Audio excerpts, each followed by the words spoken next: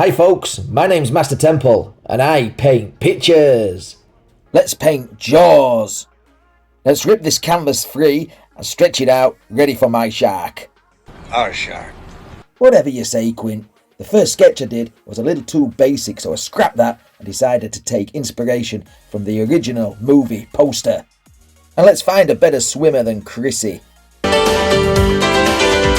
There we go, let's sketch out Pam on the canvas. With Pam and Bruce in place, I'm going to dampen the canvas with some water. Not seawater.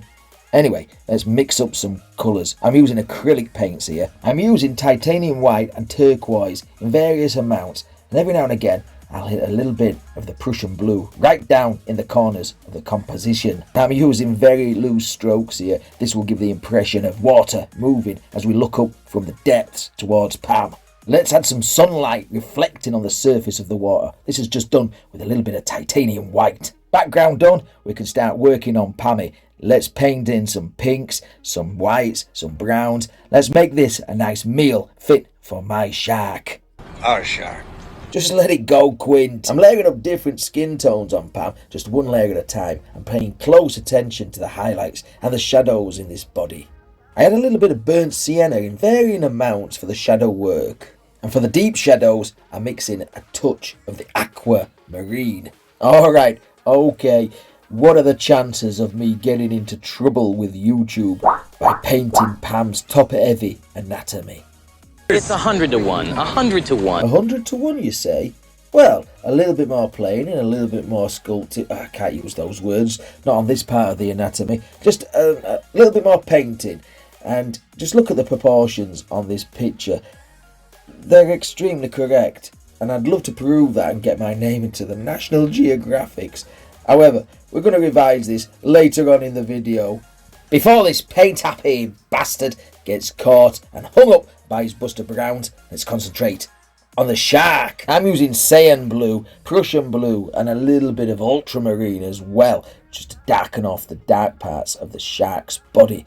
And on the light parts, I'm going to use a little bit of off-white ivory colour. This will give it a little bit of creamy tones. Pick up some alizarin crimson and I can paint the deep throat rack of this great white shark.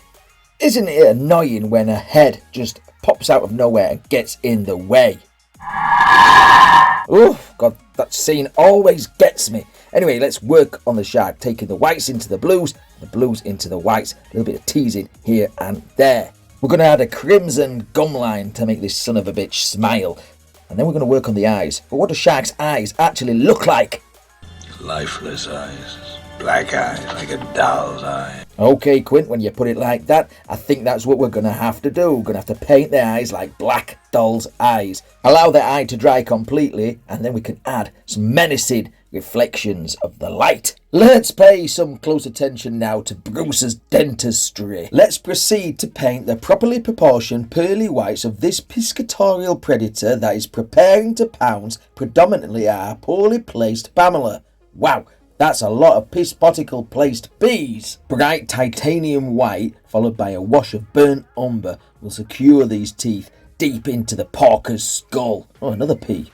Now, you may notice that I'm wearing some facial furniture that is fit for an ichthyologist, such as Mr. Hooper, but I need them to see the small air bubbles that we're painting around the great white shark. So, the great thing about painting is you can just go back and paint over any mistakes that you've made, not once, but twice.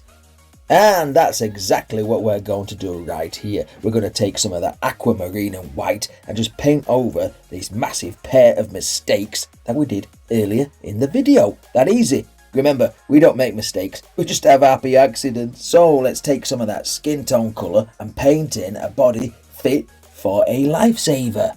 Now let's get the proportions all correct, not the P's again. Let's get the proportions all correct and we can start to develop Pammy in a more natural looking form.